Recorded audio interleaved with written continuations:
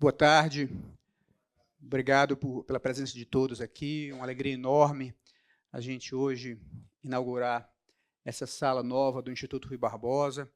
Todos sabemos que a sala é meio, a sala é só um prédio e o que faz ela ser realmente significativa são as pessoas, é a vida, os debates que vão ocorrer ali, os cursos, o aprendizado, as discussões, a interação forte. Lembro sempre do presidente Fernando Henrique Cardoso, que dizia que certas instituições podiam funcionar numa cabana e serem poderosas, e outros funcionavam em palacetes e eram fracos, institucionalmente fracos, que não cumpriam o seu papel. Mas, então, uma sala, as instalações são um meio para a gente atuar muito bem. Então, gente, eu queria muito agradecer primeiro a presença de cada um aqui, que veio, saiu do seu estado. É muito bom que vocês mostram o prestígio do Instituto Rui Barbosa. E um agradecimento especial ao Sebastião Gunza, que veio lá de Angola. Muito obrigado, está sempre aqui presente. Muito obrigado. Se Deus quiser, dia 1º de outubro estarei lá no evento. Agradeço também ao ministro Benjamin Zimler por sua presença, grande referência para todos nós. Ministra Antônia Anastasia, muito obrigado por sua presença aqui. É um grande prestígio para o Instituto Rui Barbosa. Ambos já colaboraram tanto, não é, para o Instituto, para vários eventos que fizemos, várias solenidades, cursos, enfim, sempre a participação muito efetiva, muito forte, que nos ajuda muito. Obrigado a cada presidente que está aqui, cada presidente do Tribunal de Contas, cada conselheiro, cada procurador, Bugarim está ali também do Ministério Público, junto ao TCU, Marcílio, que é o presidente da Ampicom, os auditores que estão aqui todos, está ali a doutora Thaís, que é lá do Ceará, e nos honra com a sua presença também, todos aqui, todos os demais presentes.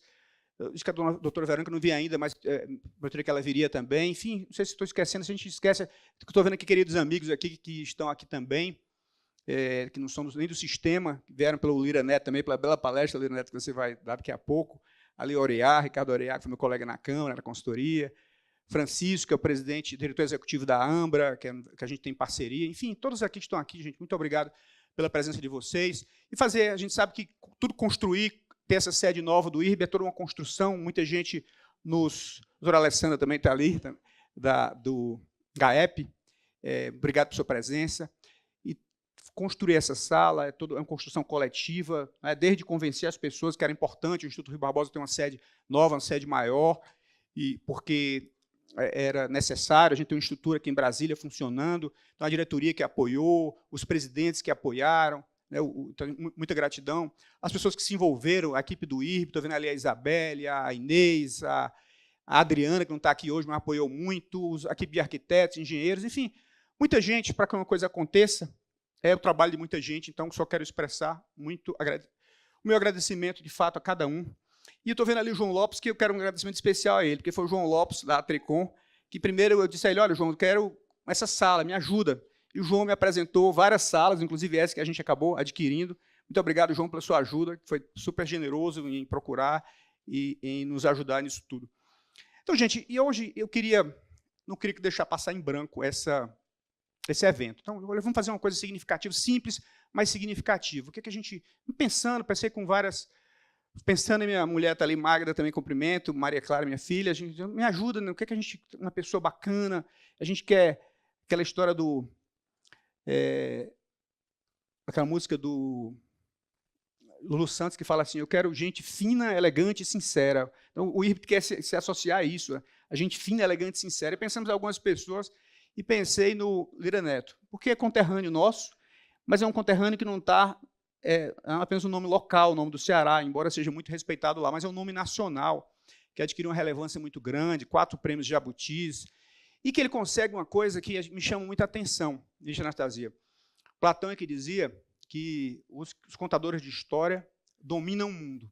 Então, aqui é um grão muito poderoso, né? Que ele conta histórias muito bem. E conta histórias de uma forma em que descreve o personagem principal, o personagem síntese, mas, na verdade, ele está contando todo o contexto. A história, por exemplo, de quando eu descobri primeira vez que eu vi falar de você, Lira, você já era muito conhecido, mas pela minha infinita ignorância, não tinha ouvido falar ainda. Um certo dia eu estava lá no Rio, em Ipanema, e entrei na Levaria da Travessa e comecei a folhear, isso em 2010, por aí, e vi um livro que é absolutamente delicioso. Quem não leu, lê esse livro. Chama O Inimigo do Rei, que é a biografia do Zé de Alencar. É maravilhoso. É a história do Zé de Alencar, mas, essencialmente, é a história do Brasil na segunda metade ali do século XIX, né? A história do Brasil naquele período, aqueles conflitos dele com o imperador, o mundo político daquele momento. Então, é uma história extremamente interessante nesse aspecto. A história do Padre Cícero também, outra biografia que tive a oportunidade de ler, é a história do Brasil profundo, né? Final do século XIX, começo do século XX, no Ceará, o Brasil querendo se modernizar, o Estado querendo se modernizar, as oligarquias, a relação da igreja com a política. Então, todo esse papel ele retrata com muita precisão. E aí cumprimento também o Luiz Guaraná, presidente do CNPTC. Obrigado, presidente, pela sua presença aqui, nos honra muito. E, Lira, sabe que uma das coisas mais interessantes, uma das biografias mais interessantes que li sua, foi a de Castelo, conselheiro Márcio. É muito interessante, porque eu cresci, estou vendo ali o general Laélio, cresci, nasci em 1970. Então, eu cresci, estudava no Colégio 7 de Setembro, Castelo era um super personagem, né? Todas as semanas a gente tinha que cantar um hino nacional, algumas vezes até diariamente, certos meses. Meu pai, quando se falava general Castelo Branco, não, general Marechal, meu avô também, Marechal, era um orgulho, grande orgulho do Estado do Ceará, o presidente Castelo Branco. Então, eu cresci com isso. Foi assim que aprendi no colégio, foi assim que aprendi em casa. Mas a história, gente, por isso que os contadores de história são tão poderosos, como dizia Platão, ela vai sendo reescrita, né? Vai sendo revisitada. O passado ele não está dado, o passado está sendo reconstruído, conselheiro Valdomiro. O passado está sendo revisitado, reconstruído e recontado. E é isso, quer dizer, de repente eu vejo a notícia que o governador do estado do Ceará estava retirando os restos mortais do castelo lá do Palácio da Abolição, memorial. Eu digo, como assim? Aquele meu herói está sendo retirado? Eu cresci, e agora não, foi recontado não, mas ele é o presidente que, né, contestado, o presidente que foi que deu um golpe militar, um governo constitucional e tudo mais. Enfim, é isso, quer dizer, quem ganha, a história vai sendo reconstruída e recontada a cada tempo. Por isso que Churchill dizia o seguinte, olha, a história será generosa comigo, porque eu a contarei. E, de fato, escreveu um grande livro, né, sobre a Segunda Guerra Mundial, Memórias da Segunda Guerra, em que ele contava a versão dele da história, que é um livraço também, um livro super recomendado. Então, Lira, o que você faz é isso, né? Toda a sua obra, contar com muita maestria, e é muito interessante, eu discutindo com você, disse, olha, neutralidade é impossível. Todo mundo tem suas pré-compreensões, todo mundo tem a sua visão de mundo, todo mundo carrega isso, é impossível a gente ser neutro. Mas é possível e é dever ser íntegro. E acho que é isso que Lira Neto demonstra na sua obra, muita integridade. Ele demonstra na sua obra que é fiel aos fatos, tem a visão dele de mundo, mas ele é plural, ele usa a historiografia do mais alto nível para fazer um trabalho primoroso. Então, gente, com vocês, um dos homens mais poderosos do Brasil, Lira Neto.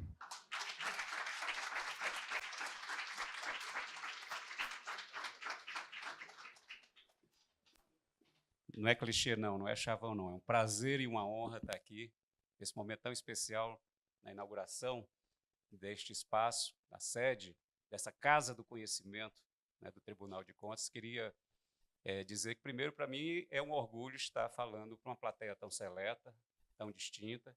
Eu queria cumprimentar esta plateia na pessoa do presidente, que me fez o convite para estar aqui, né, presidente? Nós conversamos, fizemos um bate-papo online, e eu perguntei a ele, presidente, sobre o que eu falo? Sobre o que o senhor quer que eu fale? E ele disse, fale sobre o que você quiser, fale sobre o que lhe apaixona. Eu disse, bom, se é sobre o que me apaixona, eu vou falar de duas coisas que sempre foram minhas paixões desde sempre. A paixão pela palavra e a paixão pela história. Pela palavra, porque eu vou contar um segredo aqui para vocês. Não é segredo que eu já contei, mas quando eu era criança, quem fazia minhas redações do colégio era minha mãe. Tá? Porque ela era a pessoa que a maior escritora do mundo, só que ela nunca publicou nada. Mas ela escrevia tão bem que o meu desejo era um dia aprender a escrever como a minha mãe. Até hoje eu tento escrever como a dona Darcy. Foi ela que me encantou, foi ela que me jogou nesse mundo das palavras. É a minha memória mais remota de infância, presidente. É eu lá em Caucaia, cidade vizinha a Fortaleza, deitado no alpendre da minha casa, aquele chão de cimento vermelho, assim, e eu, diante de um dicionário enorme, maior do que eu, quase, disse: eu vou ler este livro todinho, do A ao Z. E assim como eu tinha minha coleção de tampinhas de refrigerante, assim como eu tinha minha coleção de bolas de gude, até de carteira de cigarro, que eu juntava aquelas que o papai fumava, eu tinha minha coleção de palavras. Eu tinha um caderninho em que eu anotava as palavras que eu ia descobrindo naquela leitura daquele dicionário, fosse pelo desconhecimento do sentido delas, fosse pela sonoridade, pela beleza, e eu anotava no meu caderninho essa minha coleção de palavras. Então, a palavra sempre, desde sempre, esteve na minha vida, e a história é uma paixão que também sempre me acompanhou desde os bancos escolares. Então, eu resolvi falar um pouco para vocês, conversar um pouco sobre essas duas paixões, onde é que elas se encontram e o que é que elas podem nos ajudar na compreensão do mundo, e mais do que na compreensão do mundo, na transformação do mundo que nos cerca, do mundo que nos rodeia. Então, eu resolvi falar sobre isso, sobre contar histórias. Na verdade, eu sou um contador de histórias, eu sou um narrador. Eu adoro narrar, eu adoro contar histórias. E narrativa aqui, por favor, não é o sentido vulgarizado que atualmente a palavra narrativa assumiu. Narrativa como sinônimo de versão falsa de uma história. Narrativa no sentido de que nós, seres humanos, somos os únicos animais capazes de narrar, de contar história. E é isso que nos faz ser humanos. A narrativa está impregnada no nosso DNA. Quando os nossos ancestrais se reuniam no final do dia em volta de uma fogueira, o que eles faziam? Contavam histórias de uns para os outros, sobre o seu dia, sobre os planos do dia seguinte. Eram narrativas do cotidiano. Quando os nossos filhos são novinhos e a gente quer colocá-los para dormir, quer acalmá-los, o que a gente faz? Conta histórias para eles. A gente narra histórias. Então, é o Moacir Scliar, que é um grande escritor, que dizia isso, que a narrativa está impregnada no nosso DNA, e eu concordo e passei a adotar esta frase como minha. Mas contar a história não é só uma arte, ela tem também uma responsabilidade. Contar histórias pressupõe uma responsabilidade, porque a palavra é poderosa. E é sobre isso que eu quero conversar com vocês. Quando eu vinha para cá, eu lembrei de uma história que aconteceu comigo há algum tempo, lá em São Paulo. Eu estava indo para o aeroporto de Guarulhos, peguei um táxi e vocês devem conhecer o trânsito maluco de São Paulo. O táxi parou num semáforo e veio um motoqueiro e vlup, arrancou o retrovisor. É muito comum, né? Todo mundo em São Paulo já sabe de uma história parecida do motoqueiro que arrancou o retrovisor do carro. No caso, foi do taxista.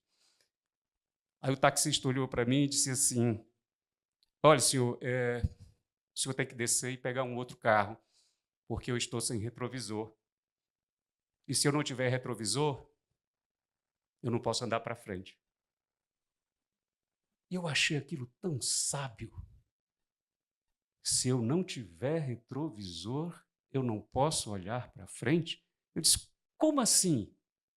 Aí ele disse: porque se eu não souber o que está lá atrás, se eu não souber o que vem lá atrás, ou o que ficou para trás, esse que ficou para trás pode vir para frente e bater em mim e provocar um desastre. E eu disse: esse cara é um filósofo. Porque é exatamente isso. A gente costuma ouvir algumas pessoas dizendo assim: não liga para o passado. Olhar para o passado é tentar viver olhando para o retrovisor. Já ouviram isso, né? Muita gente dizer isso. Pois bem, na verdade, se você não olha para o retrovisor, como naquele dia me ensinou o motorista de táxi, a gente não vai para frente. E é por isso que eu vou começar essa nossa conversa com duas perguntas básicas que irão encaminhar um pouco esse papo.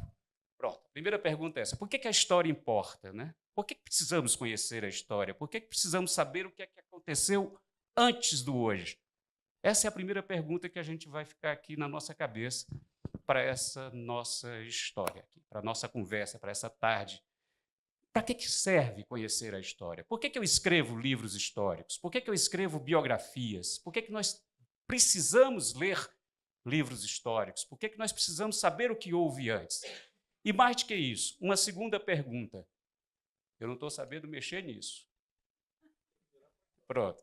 Como as palavras que usamos para contar a história definem aquilo que entendemos por verdade, por legado e até por futuro.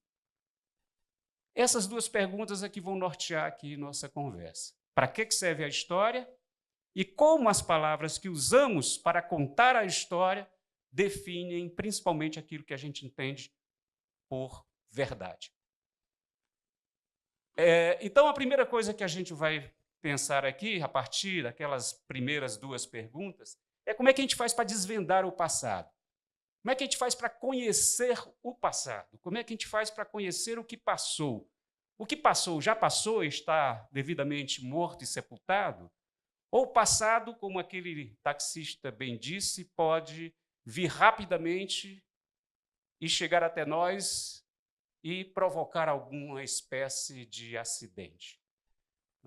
Então, o primeiro conceito que a gente precisa ter em mente é que a história não é apenas o que aconteceu, é também como contamos o que aconteceu. O que quer dizer isso, Lira? O presidente estava falando do Castelo. Poderia citar outros de meus biografados, como Getúlio. O que foi, por exemplo, o movimento civil-militar que levou Getúlio ao poder em 1930, aquele movimento que a historiografia consagrou com o nome de Revolução de 30. O que foi aquilo? Depende. O que foi a Revolução de 30? Objetivamente, foi um movimento que derrubou as antigas oligarquias e colocou no poder um representante de oligarquias dissidentes, né? No caso, Getúlio Vargas. Vamos, por exemplo, ainda mais controverso. 1932, a chamada Revolução Paulista, como dizem os paulistas, ou a Revolução Constitucionalista, ou Revolução Paulista, como dizem os paulistas, ou a Contra-Revolução, como dizem os getulistas. Foi uma revolução ou foi uma contra-revolução? Depende de quem conta a história.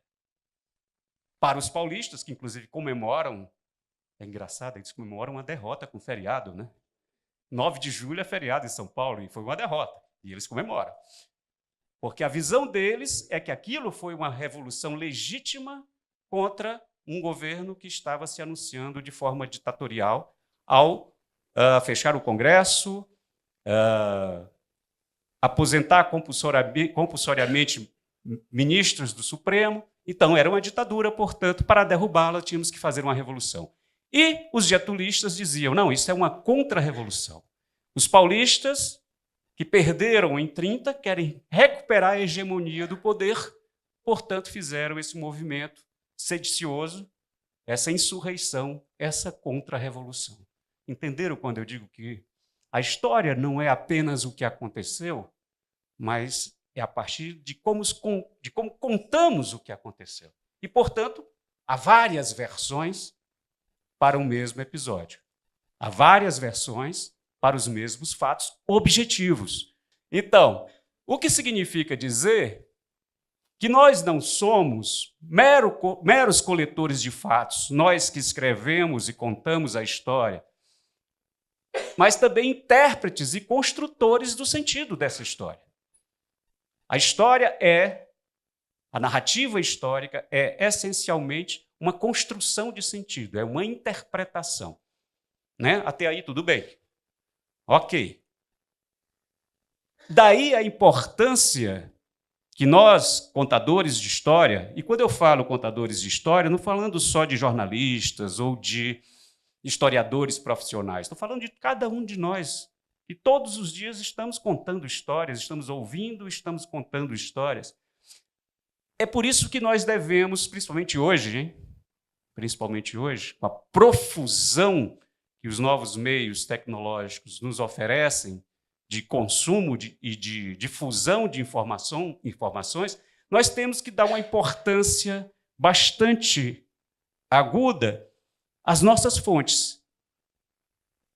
Eu estou contando que a história foi assim com base em quê? Com base em que documentação? Com base em que fonte? Foi a tia do Zap que te mandou? Né? Nós recebemos, às vezes, coisas no nosso celular que a gente repassa acriticamente, né?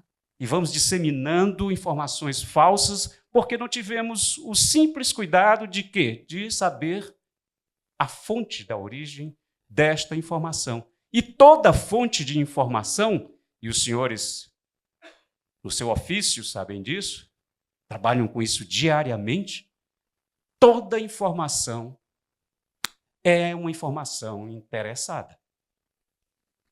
Não existe informação desinteressada. É por isso que quando você escuta algo, quando você lê algo, a primeira pergunta que você deve fazer é: quem disse isso e por que disse isso? Qual a intenção de quem enunciou esta história? E é isso que, profissionalmente, nós temos que fazer na importância da pesquisa e da crítica aos documentos. Porque até o documento mais formal, mais frio, ele precisa passar por um escrutínio. Não é porque está no papel que significa que é verdade. Vou dar um exemplo para vocês que fica bem claro. Quando eu fui fazer a biografia de Padre Cícero, eu comecei o livro assim, para falar sobre o nascimento de Padre Cícero. Eu disse: no dia tal, do ano tal, houve uma explosão de 1000 sóis no sertão do Nordeste. Foi uma explosão tão grande, uma explosão do sol tão grande, que cegou todo mundo. E, diante dessa luz intensa, um anjo desceu do céu e roubou o filho da dona Quinô e colocou no lugar desta criança a reencarnação de nosso Senhor Jesus Cristo. E é por isso que Padre Cícero, essa reencarnação de nosso Senhor Jesus Cristo, nasceu com os olhos azuis, como Cristo na iconografia etnocêntrica. Né? Aí eu digo, para a maioria dos romeiros, essa é a verdadeira história do nascimento de Padre Cícero. Na letra firme do escrivão, no cartório de registro, não foi assim. Padre Cícero Romão Batista, é filho de fulano, de cicrana, nascido não sei o quê, tarará, tarará. Ok, então essa narrativa mística dos romeiros é falsa, mas o que é verdadeiro é o que está no documento. Não é tão simples assim. Padre Cícero falsificou sua certidão de nascimento. Alterou a data do dia que nasceu para fazer coincidir com a efeméride da Igreja Católica. Então, toda e qualquer informação, toda e qualquer fonte precisa ser questionada. Nós não podemos ser ingênuos e achar que qualquer informação que nos chega sem nenhum interesse. E eu insisto, os senhores trabalham com isso e sabem muito bem disso. E é por isso que, além disso, nós temos que, nesse nosso desafio de interpretação das informações, das fontes, saber que existem lacunas, que existem vieses, que existem múltiplas perspectivas. Por exemplo, quando eu fiz lá o capítulo do Getúlio Vargas sobre 32, eu precisei contar a história de forma polifônica. O que é isso? Eu precisava contar como os paulistas viram e como os getulistas viram. para oferecer ao meu leitor a possibilidade de confrontar essas duas interpretações, e o leitor vai tentar.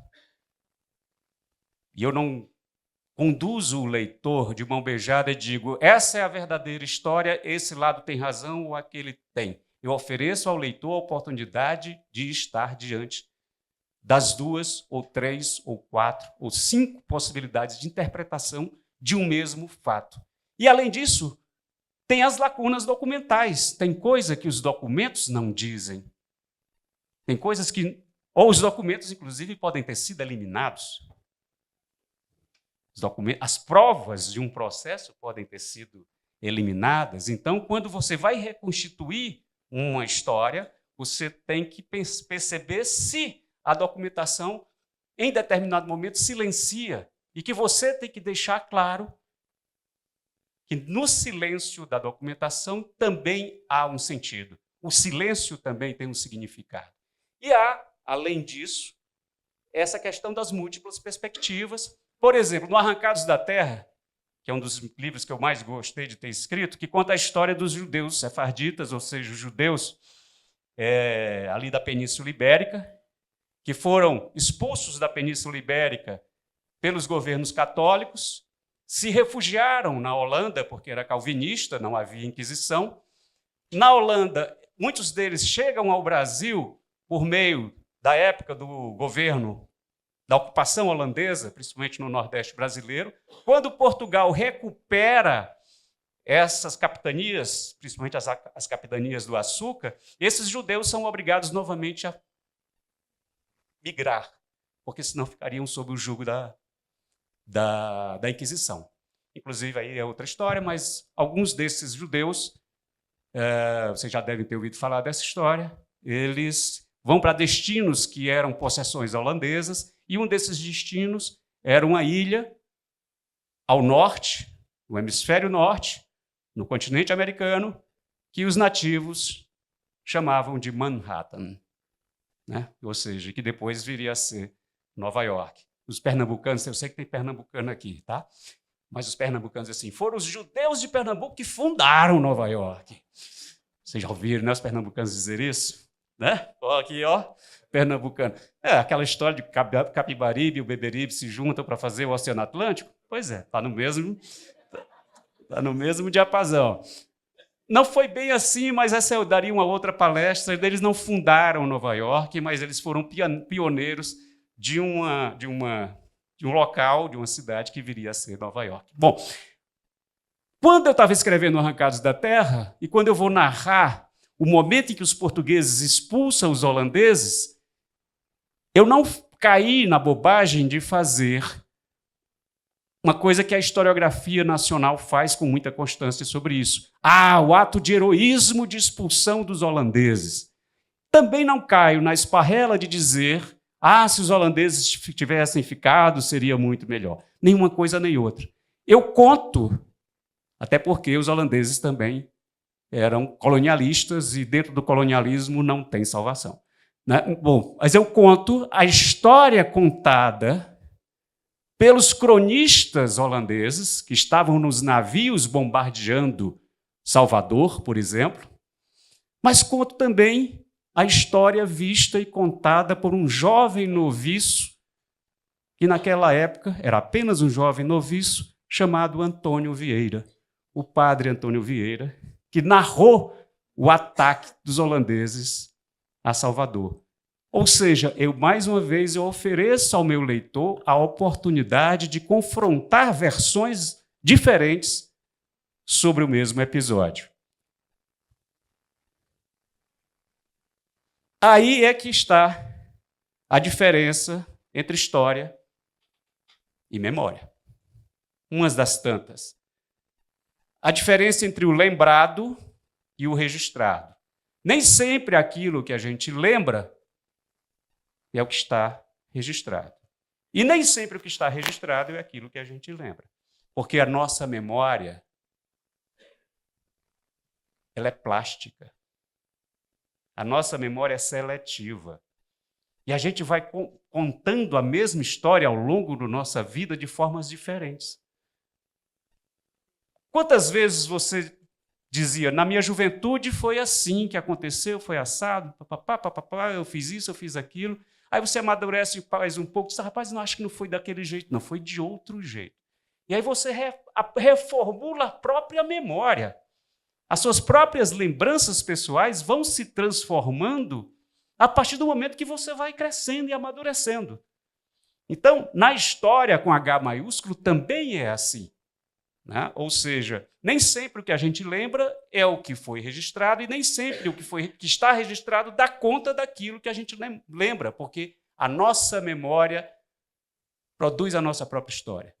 A nossa história é feita a partir da nossa própria memória. Onde é que você quer chegar, Lira? Eu quero chegar no seguinte aspecto, e aí isso está muito próximo desta sala e deste público. Cada vez mais eu vou chegando perto do universo desta plateia.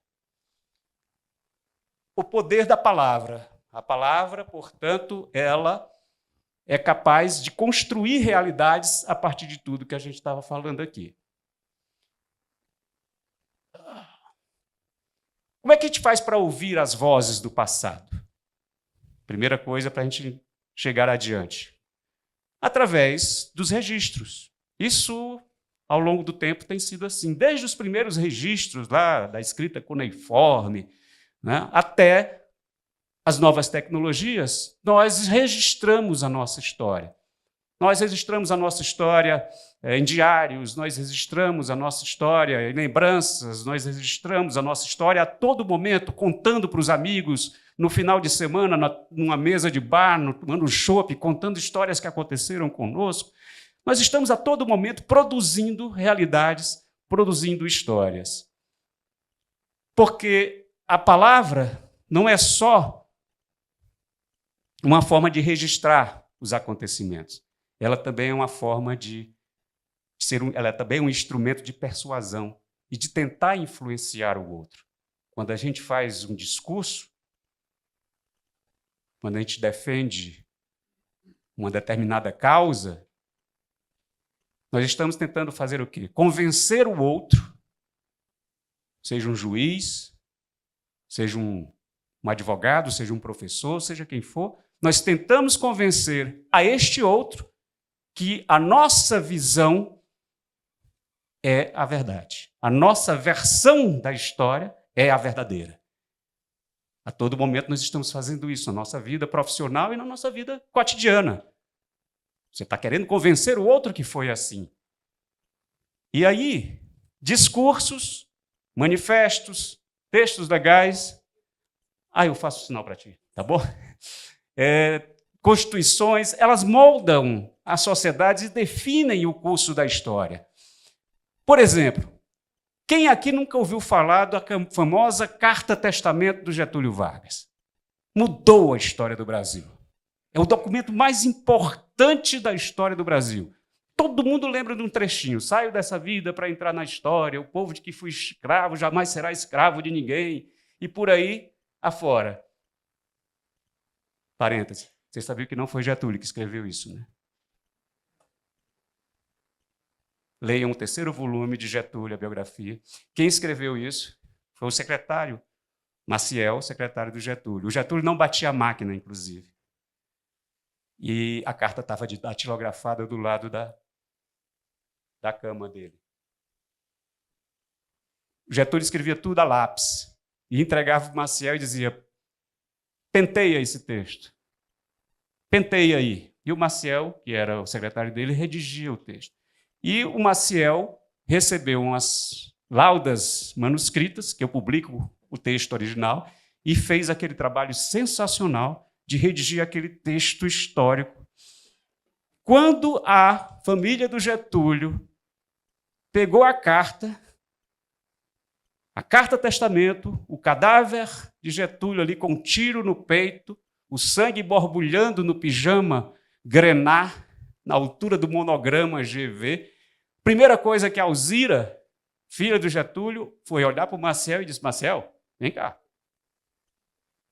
Você datilografou isso aqui e não nos contou?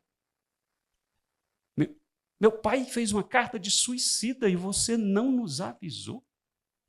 E o Maciel disse, meu Deus, esse velho era muito sabido. Porque não era uma carta de suicida. Era uma carta de resistência. Ele me convenceu de escrever um texto para ser divulgado na seguinte hipótese, de o palácio ser invadido, os militares entrarem aqui e ele morrer com arma na mão dignamente. Leiam o mesmo texto, a mesma carta com essa chave. Muda completamente de sentido.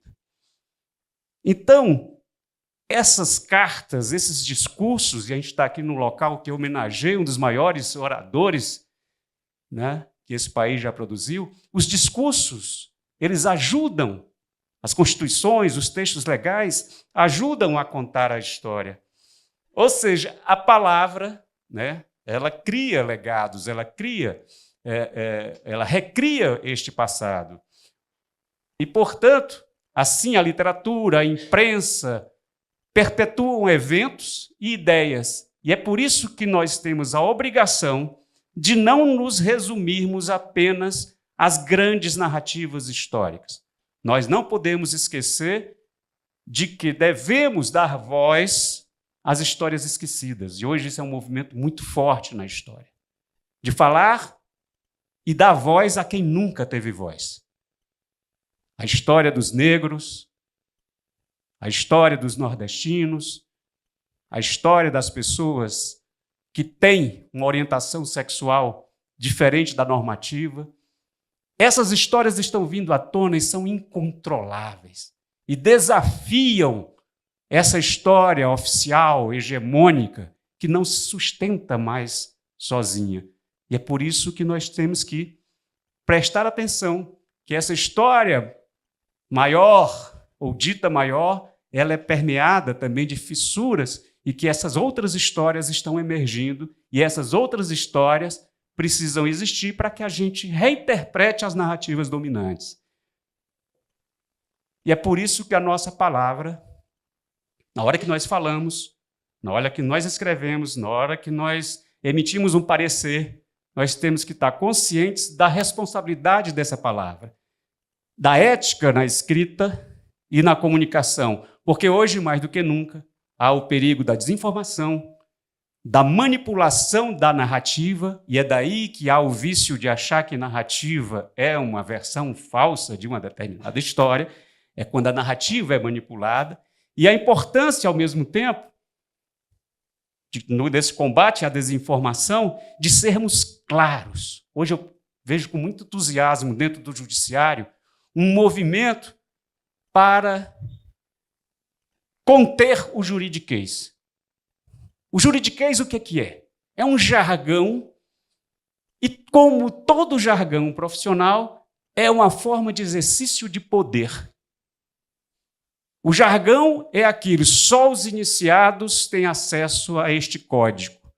E é por isso que economistas, jornalistas, advogados se protegem atrás de um jargão em que só eles compreendem e para que este conhecimento seja apenas de iluminados. Hoje, felizmente, pelo que eu converso com amigos, juristas, advogados, há um movimento muito forte de tentar falar como gente fala, de tentar falar como as pessoas falam. E aí eu me lembro mais uma vez do Vieira, que eu citei agora há pouco. O Vieira que tem uma série de questões também que podem ser problematizadas, a partir do que ele escreveu naquela época, mas era um grande retórico, era um grande escritor, e num sermão, um dos célebres sermões de Vieira, o sermão da 60ª, ele faz a seguinte provocação. Como é que devem ser as palavras? Ele se refere às palavras de um estilista, né? Como é que você deve se comunicar com as pessoas? E o Vieira dá a chave. O Vieira diz: as palavras devem ser como as estrelas. Como as estrelas? Muito elevadas, elevadíssimas, mas extremamente claras. Ou seja, é isso que eu persigo no meu trabalho como escritor. O meu texto tem que ser elevado. O meu texto não pode subestimar a capacidade e a inteligência do meu leitor. Mas, ao mesmo tempo, o meu texto tem que ser límpido, tem que ser claro, tem que ser entendido. A primeira leitura. O leitor não pode voltar o parágrafo para ver, peraí, deixa eu ver se eu entendi bem. Não, o leitor tem que perceber o sentido à primeira leitura. Então, isso para mim é uma questão ética. Escrever da forma mais clara possível. E aí, vamos chegando ao final quase, porque vamos agora falar dessa intersecção da narrativa, né? Como a palavra e a história se unem. E aí, lembrar, estamos quase fazendo uma recapitulação, que a realidade só existe para nós através das palavras, que a descrevem e a interpretam. Tentem pensar em contar ou lembrar uma história sem usar as palavras. Possível, não é? A sua mente trabalha com palavras. Então, a realidade não existe por si só. A realidade só existe porque nós a falamos, nós a narramos, nós a interpretamos. E a qualidade da narrativa, a forma como essa história é contada e o poder das palavras que nós escolhemos para contá-la são cruciais para que a história seja compreendida, seja valorizada e para que essa história nos inspire. Como a forma de documentar, relatar e comunicar fatos hoje, seja na imprensa, na universidade ou em instituições, como o Tribunal de Contas, impacta a história que estamos construindo para o futuro. Ou seja, nós não estamos falando aqui o tempo todo só de passado. A importância da linguagem clara, como as estrelas, e precisa para a transparência e a responsabilidade. E aí, eu concluo lembrando que a importância de todos nós compreendermos a história não como algo que passou, mas como uma narrativa em constante construção. Quantas vezes nós dizemos ou ouvimos, não, o passado passou. O passado passou. O que é passado é passado. O passado não passou, não. O passado não passou. O passado está sendo recontado e reconstruído a todo momento. A todo instante. Esse passado é reformulado, é reinterpretado, é relido. Então, o passado não passou. E daí a responsabilidade de todos nós, sejamos historiadores, sejamos jornalistas, sejamos advogados, sejamos cidadãos, instituições, do uso consciente e ético da palavra para registrar, mas também para interpretar e para comunicar. Todos nós aqui trabalhamos com a palavra. De uma forma ou de outra, nós trabalhamos com a palavra. Os senhores trabalham com a palavra, as senhoras trabalham com a palavra. E esse trabalho com a palavra pressupõe um compromisso ético com a sociedade e com o mundo. Porque, mais importante de tudo, é isso aqui. Porque as nossas palavras de hoje, as palavras que nós dizemos hoje, são os documentos do futuro. O futuro vai olhar para nós e nos analisar e nos interpretar a partir daquilo que nós estamos falando. Das histórias que nós estamos contando. A história que contaremos amanhã depende da clareza, da verdade e do propósito que nós utilizamos a palavra hoje. Vou dar um exemplo para fechar essa nossa conversa. Eu acabei de ser contratado, acabei de entregar um livro que me foi encomendado pela Universidade Federal do Ceará, a universidade onde eu me formei, em que o atual reitor teve a coincidência e a sorte de estar comemorando os 70 anos desta universidade. E o reitor Custódio Almeida me pediu para escrever a biografia da Universidade Federal do Ceará. Interessante, biografia de uma instituição. Recentemente, antes de Custódio, a Universidade Federal do Ceará foi alvo de uma política de terra arrasada, de quase destruição desta universidade. Para começo de conversa, o antigo reitor fechou a editora da universidade. Isso, para mim, é muito sintomático. Bom, eu escrevi o livro vai sair publicado agora em setembro, e eu tenho certeza que esse livro vai incomodar muita gente, porque a história foi feita para incomodar. A história é feita para nos fazer mexer de forma desconfortável nas nossas confortáveis poltronas. E as pessoas precisam saber que tudo aquilo que elas fazem, tudo aquilo que elas fizeram, tudo aquilo que elas falaram, é o compromisso dela com o futuro. O futuro vai analisar o que nós estamos fazendo hoje. Será que o futuro vai nos absolver? Ou será que o futuro nos vai condenar? Isso não vale só para a Universidade Federal do Ceará. Isso não vale só para o Brasil. Isso não vale só para Brasília. Isso vale para o mundo. O que as pessoas falaram e fizeram, chegou a hora delas prestar conta com a história. É isso. Muito obrigado.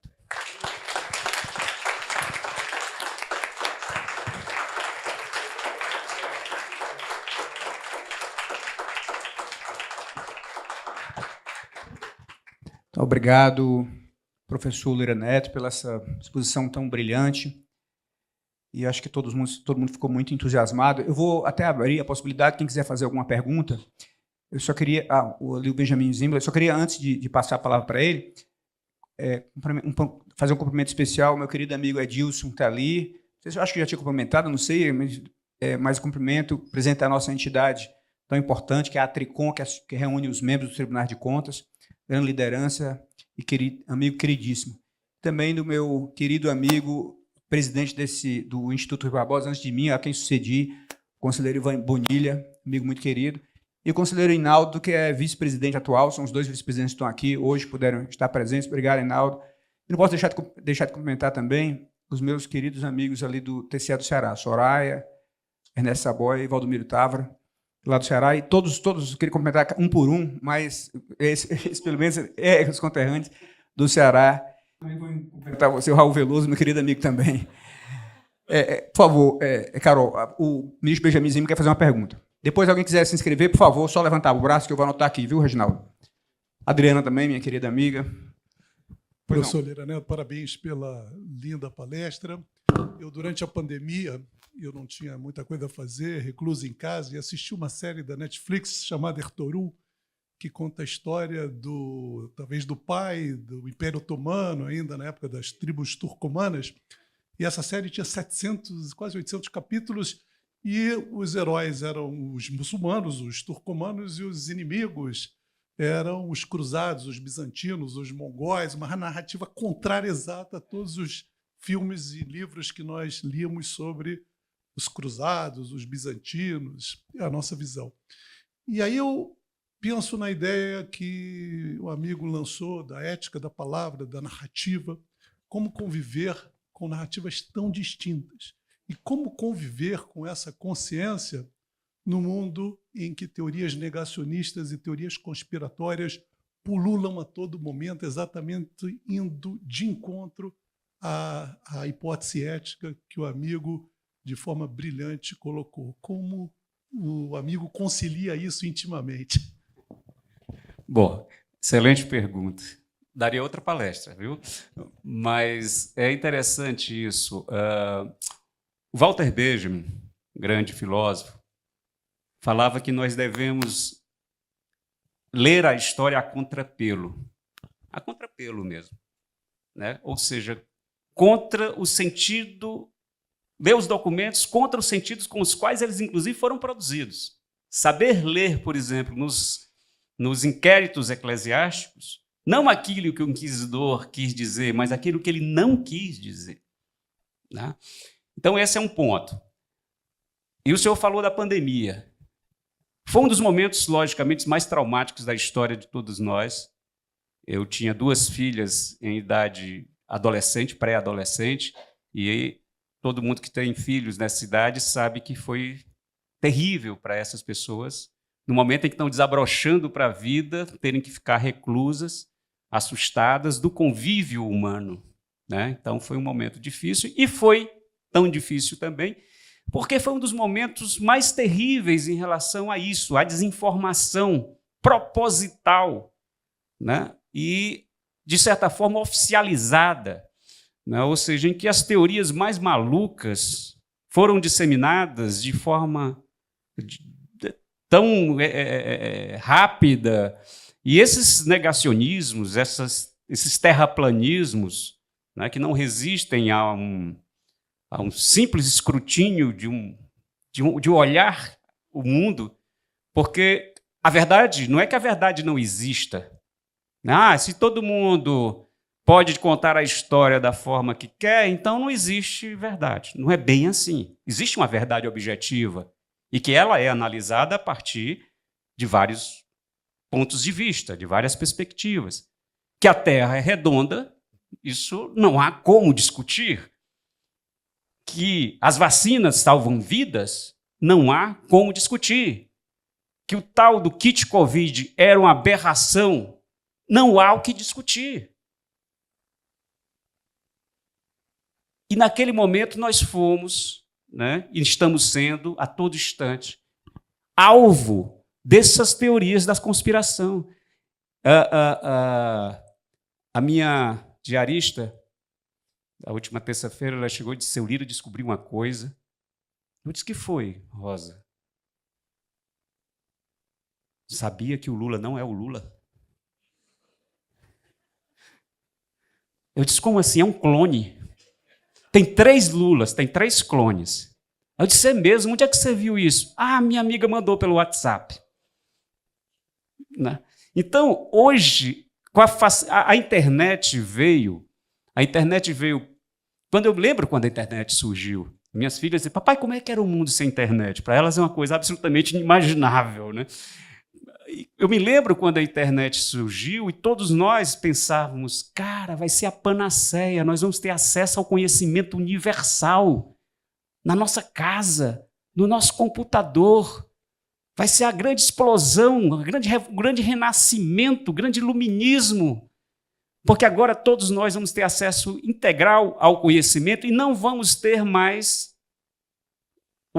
a hegemonia de um discurso único, e que todos os discursos nós teremos acesso e poderemos descobrir o que esteve oculto. Essa era a nossa vã ilusão, não é? Porque o que veio foi exatamente o contrário disso. Nunca se produziu tanta desinformação, nunca se produziu tanta fake news, não se produziu tanta teoria da conspiração, né, quanto hoje.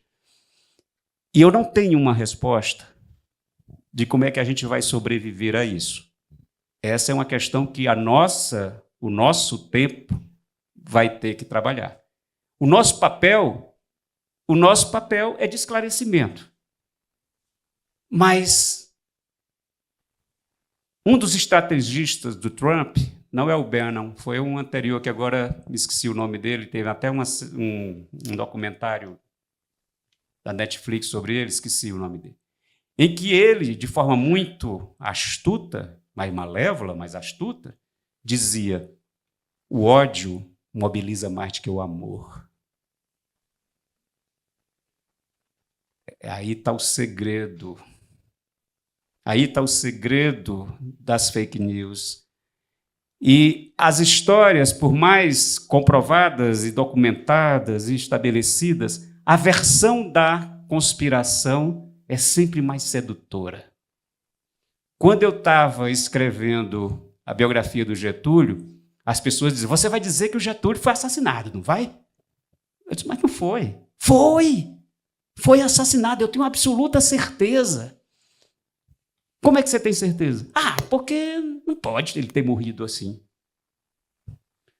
Ah, assim como o Juscelino foi assassinado. Assim como o acidente do Castelo Branco, aquele avião ali, aquela história está mal contada. Mataram o Castelo. Por que a gente tem essa tendência a acreditar que o mirabolante é mais crível? Porque ele é mais sensacional, ele mexe nos nossos desejos mais íntimos, né? Então, convencer alguém com base em argumentos, às vezes é muito difícil e muito cansativo. Às vezes eu prefiro simplesmente, Rosa, são 3 Lulas. Na verdade, são 4, viu? E Bolsonaro tem uns 5. Né? Então, é isso. Eu acho que é o nosso compromisso diário, seja no judiciário, seja no jornalismo, seja fazendo livros históricos, é trabalhar em nome do esclarecimento, mas nunca também tentar estabelecer verdades prontas. Eu acho muito bom quando um leitor termina um livro meu e diz assim: Lira, eu achava que sabia tudo sobre Getúlio Vargas. Agora eu tenho mais dúvida do que antes. Eu disse, opa, cumpri meu papel. Cumpri meu papel. Aconteceu uma coisa muito engraçada, e aí eu tento responder a tua pergunta com este acontecimento. Quando eu lancei Getúlio Vargas, biografia de Getúlio, um colega jornalista, que eu diria, ele é falecido, mas ele estava situado no espectro político, assim, assumidamente, bem à esquerda. E ele publicou uma resenha cujo título era Cuidado com essa biografia escrita pelo Lira Neto. Segundo ele, a minha biografia, né, era uma biografia tucano-udenista.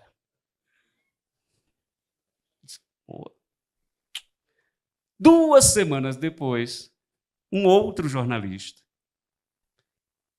situado no campo oposto, né, e disse assim, esta biografia não deve ser lida, é uma biografia escrita por um petralha. Eu disse, que livro foi que eu escrevi, afinal de contas? Eu sou um tucano-udenista ou sou um petralha? Cada um lê o livro que quer, a partir do seu repertório, e produz sentidos na sua leitura. Uma amiga minha, que é devota de Padre Cícero, disse, Lira, com esse livro você provou que Padre Cícero é santo. Eu disse, uau, foi? Lá em Juazeiro do Norte, terra do Padre Cícero, eu li num jornal de lá que eu sou persona non grata na cidade, porque eu maculei a imagem do santo Padre Cícero. Que livro foi que eu escrevi? Eu não escrevo para produzir certezas, eu escrevo para produzir a dúvida. Porque o conhecimento é feito da dúvida, e é pela dúvida que a gente chega à verdade. Se a gente parte do pressuposto que já sabe tudo, a gente não vai ouvir nem a versão do outro. E é por isso que hoje ninguém dialoga mais. É por isso que nós estamos encastelados em campos opostos e de uma incomunicabilidade e que as pessoas andam chamando de polarização. Não é polarização, não, é falta de escuta mútua. É falta de tentar entender o outro, de compreender o outro, ou pelo menos ouvir o outro. É isso.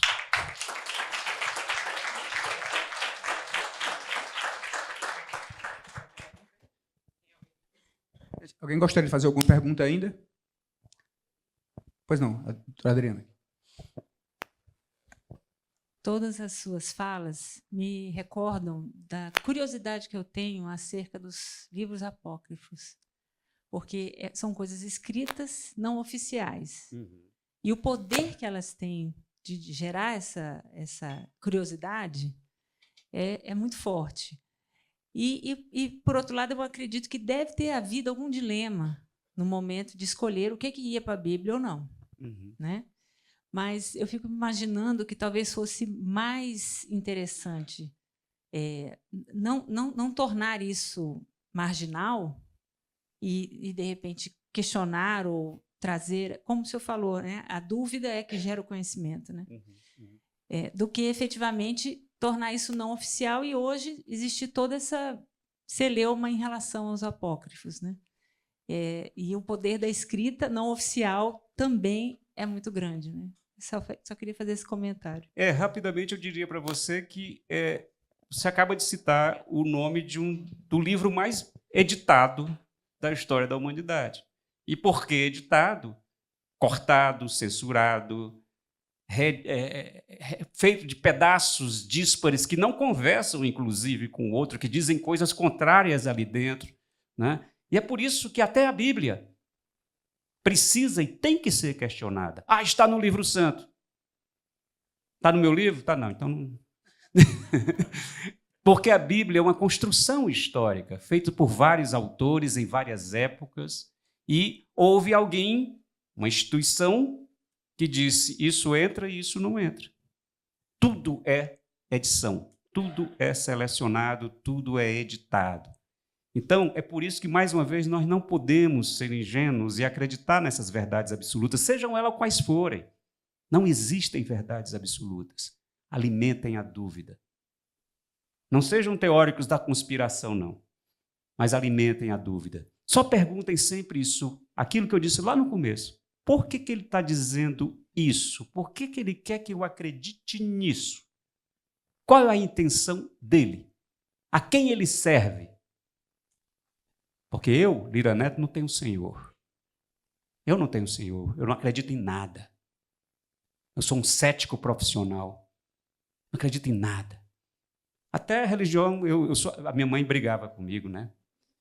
Que eu digo, mamãe, eu sou agnóstico. Ela disse, deixa de ser covarde. Por que não diz que é ateu? Duvido. Covarde. Diz que é ateu? Não digo não, mas tá vendo? Eu sou agnóstico. Mas eu não acredito em verdades absolutas, e é por isso que eu acho que o meu ofício me obriga a ser esta pessoa que, se você me disser algo, qualquer um de vocês me contar uma história, a primeira pergunta que eu vou fazer é: por que ele está me contando isso? O que ele quer de mim? É por isso que eu não escrevo biografias oficiais. É por isso que uma vez um empresário, lá de Pernambuco, me chamou para escrever a biografia dele. Aí eu disse, eu não escrevo biografia de vivos. O senhor morre primeiro, depois a gente conversa. Aí ele disse, não, mas eu pago. Eu pago bem. O que o senhor quiser. Presidente, eu olhei assim, olhei para meus boletos.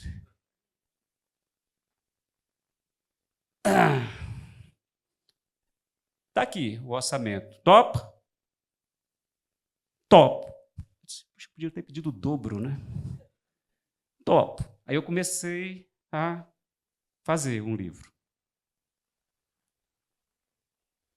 Aí eu fazia e mandava assim para ele e tal. Aí ele disse, não, mas não estou gostando, não. Eu disse, por que o senhor não está gostando? Porque tem umas coisas aqui que você está contando que não precisava contar. Eu disse, mas é a biografia. A biografia conta tudo. Tudo mesmo, tudo.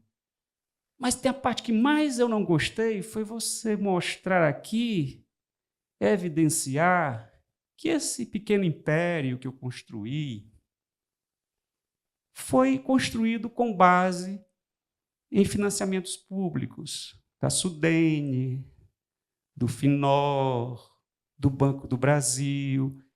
Precisa dizer isso não, precisa, porque eu sou um liberal, sabe? O senhor liberal, mas o seu império foi construído com dinheiro público, com incentivos fiscais. Isso tem que estar. Sabe, eu não quero mais essa biografia, não.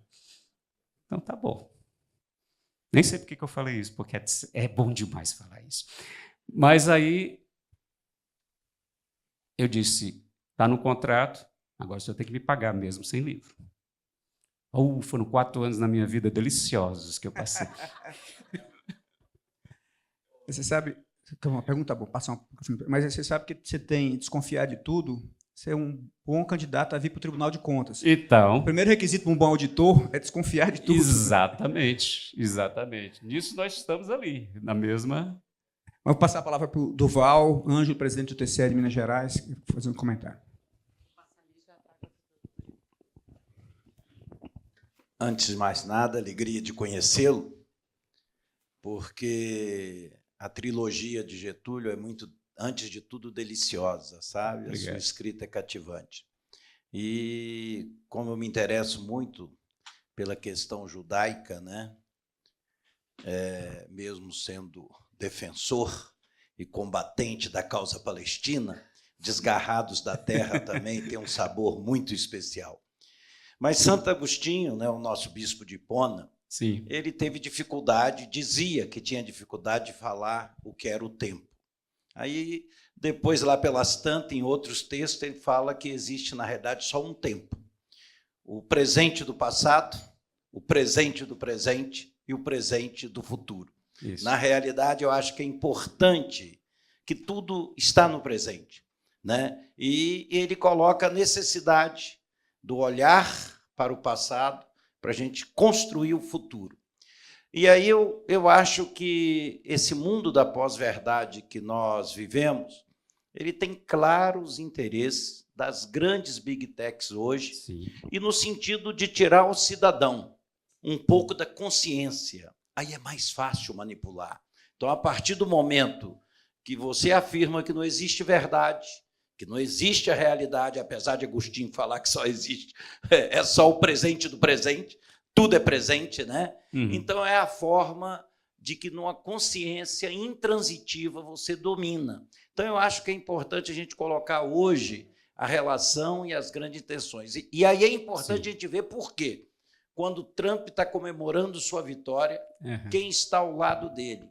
Os donos das grandes big tech, no sentido de criar uma consciência intransitiva. Isso. Então, tem uma intencionalidade. Claro. Hoje, nós vivemos num mundo de intenções. Isso não acontece por acaso. Mas, parabéns e, com toda certeza, eu acho que, para nós da história e da humanidade, a sua presença faz diferença.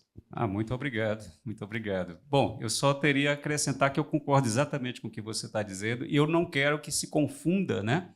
Eu acho que você não fez essa confusão e deixou isso muito claro, mas que quando eu digo que a história e o passado ele é fruto de interpretações, não quer dizer que não exista uma realidade objetiva, né? Isso é inegável.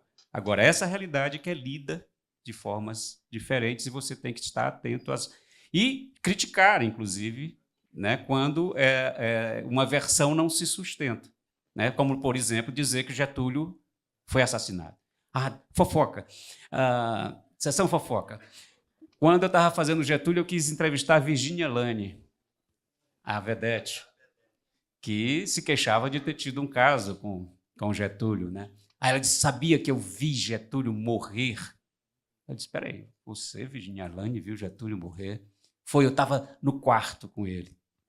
Como assim? Naquela noite, foi uma noite tão maravilhosa, e aí entraram os caras dentro do quarto, eu pulei da janela do catete, do palácio, caí no jardim, em cima de um roseiral. Eu disse, Virginia, o Getúlio saiu de uma reunião ministerial às 2h da manhã, né? Não tinha ninguém no palácio, a não ser a própria família. Eu estava lá. Então, há determinadas leituras da realidade que são absolutamente insustentáveis, né? Então, assim, claro que ela não estava lá. Eu fico na dúvida se ela acreditava, de fato, que estava lá. Essa é uma questão. Mas ela falava com tanta convicção, né? Mas há determinadas verdades, como a Maísa dizendo. A Maísa não bateu, o pessoal dizia, quando eu fiz a biografia da Maísa, a Maísa se suicidou. O Getúlio não se suicidou, né? Se suicidou. Getúlio foi assassinado. A Maísa não foi no acidente, foi suicídio. Ou seja, as pessoas não querem acreditar que as coisas aconteceram como aconteceram, né? Isso Freud talvez explique, né? Como é que a gente tem essa vontade, dessa sedução de querer que a história seja mais sedutora do que realmente ela foi. É algo. Mas obrigado pelas palavras carinhosas, gentis e excessivamente generosas para comigo. Conselheiro Ivan Bonilha, que é TCE do Paraná e foi presidente do Instituto Rui Barbosa, quem sucediu. Meus parabéns, Lira, pela sua palestra, antes disso, pela escolha do Edilberto, mas eu tive um professor de direito penal que disse que talvez a maior virtude do homem inteligente é ser iconoclasta. Quem sabe seja uma palavra mais definitiva para agnóstico, né? Uhum. Ser iconoclasta. Mas eu lembro aqui Humberto Eco, que na sua biblioteca de 30 mil livros, que doou para a Universidade de Bolonha, ele tinha um livro sobre... Bom, ele era professor de semiologia, né? Sim. Diz que, com certeza, o malvado se diverte muito mais do que aquele que faz o bem. Né? O diabo se diverte muito mais do que Deus, né? Para justificar e fundamentar o porquê dessa... Chama a atenção porque a gente se entretém muito mais com os aspectos negativos do que o positivo. Mas, e por fim, só para lembrar aqui, fazer uma propaganda de um paranaense que nos é muito caro, a Flip, que começou essa semana, está sendo em homenagem ao Paulo Leminski. Grande Paulo Leminski. E o Paulo Leminski, entre os seus milhares de haikais, tinha um que ele terminava assim: de tudo isso que eu falei, presta bem atenção no que eu não digo. Isso, exatamente. Que bela lembrança você trazer Leminski, justamente, de forma justa, homenageada pela Flip. Paulo Leminski foi um dos meus heróis de juventude. Né? Na minha juventude, eu li... Você conheceu o Paulo Leminski? Morro de inveja. Olha isso. Né? Dizem que ele, pessoalmente, era um sujeito insuportável, mas... assim como Oswald de Andrade, que eu biografei agora há pouco. Né? Mas nem por isso menos sedutor. Mas Leminski tinha uma coisa que foi importante para a minha geração, né? Que era um poeta que cumpriu, vamos dizer assim, um pouco a profecia de Oswald de Andrade, de quem ele era discípulo, que é outro meu herói de juventude, em que Oswald de Andrade dizia: um dia a humanidade irá comer meus biscoitos finos, um dia a poesia vai chegar ao grande público. E Leminski teve essa capacidade de ser um poeta que virou um best-seller, né? Então ele tem todo o mérito e introduziu o coloquialismo na poesia. Então Leminski falava de forma era um homem erudito, muito erudito, e falava de forma muito clara, segundo a lição, inclusive, de Vieira. Leminski é isso. Mas obrigado, inclusive, por ter trazido Leminski aqui. Agora eu voltei no tempo, voltei no meu passado. Obrigado, Líria. Já são 6h15. Porque a gente vai dar o encerramento da placa, depois vamos um coquetel, eu convido para ir. Todos estão convidados para um coquetel lá na cobertura desse edifício. Vai ter uma música bacana lá também. E acho que vai ser um momento também muito bom para a gente conversar e aprofundar e até trocar algumas ideias com o Lira Neto. Obrigado pela palestra, foi brilhante isso tudo. Eu estou também lembrando agora, ouvindo isso sem querer reabrir, mas eu estou lendo agora o livro último do Yuval Harari, Nexus, que é um livro fantástico, né? Ele nos mostra com muita clareza que desinformação, fake news, não é um fenômeno contemporâneo, né? É um fenômeno desde que o homem é homem, desde que o homem da humanidade existe, que tem desinformação, né? Talvez o que é peculiar no mundo de hoje é a velocidade, né? Por conta das redes sociais, exatamente. Né? Mas isso sempre existiu, sempre foi uma briga do poder, né? Sim. Como Platão já dizia, olha, a história do Platão dizer que quem conta a história era o mais poderoso, ele era um combate dele, um combate aos poetas que contavam mitos, né? Faziam mitos. Quer dizer, esses caras são poderosos, estão criando mitos ao contar essas histórias. Então, isso sempre foi uma preocupação da humanidade muito grande, a informação, a desinformação, ou como diz o Caetano Veloso, você diz a verdade, e a verdade é o seu dom de iludir, né? Quer dizer, é uma maneira de dizer que isso tudo é construção, desconstrução, e fazer e refazer. Então, Lira Neto, muito obrigado. Acho que foi uma tarde memorável.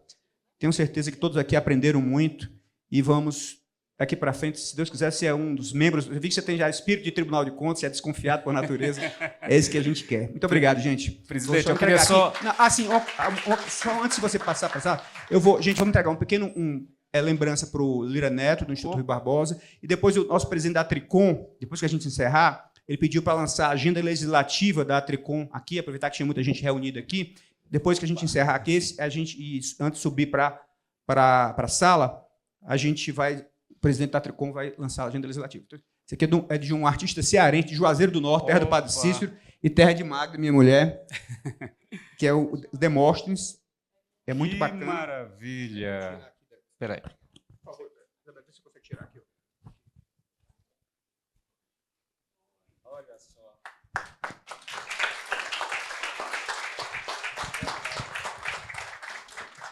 Bom, queria ser bem rápido, obrigado. Eu acabei de me mudar, me retornar, né?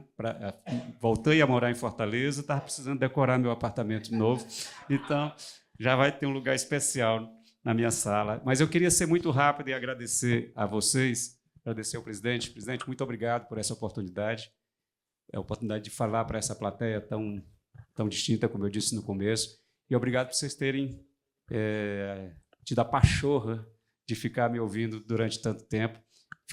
Essa, para mim, será também uma tarde memorável. Eu agradeço.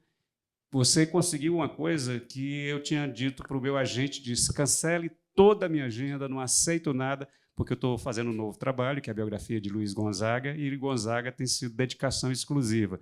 Mas eu não podia deixar de aceitar por estar aqui em Brasília, nesse evento, nesse momento tão bacana. Obrigado. Todos nós somos céticos profissionais, então é isso. E eu sou, sim, um iconoclasta.